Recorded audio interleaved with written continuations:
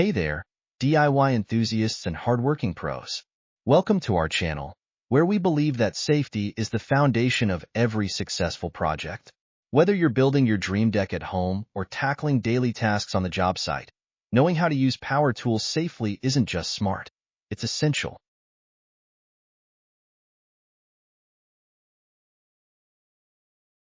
Power tools are powerful allies in our work, but they can also pose significant risks if not handled properly. Let's discuss some essential safety basics. First, always wear the appropriate personal protective equipment, or PP. This includes safety goggles to protect your eyes from debris, gloves to shield your hands, ear protection to guard against noise, and a hard hat to prevent serious head injuries from falling objects. Make sure your clothing is fitted. Loose clothing can get caught in moving parts.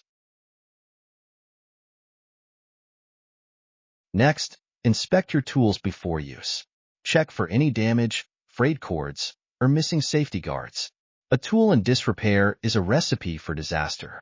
If you find any issues, don't attempt to use it. Report it and have it repaired or replaced.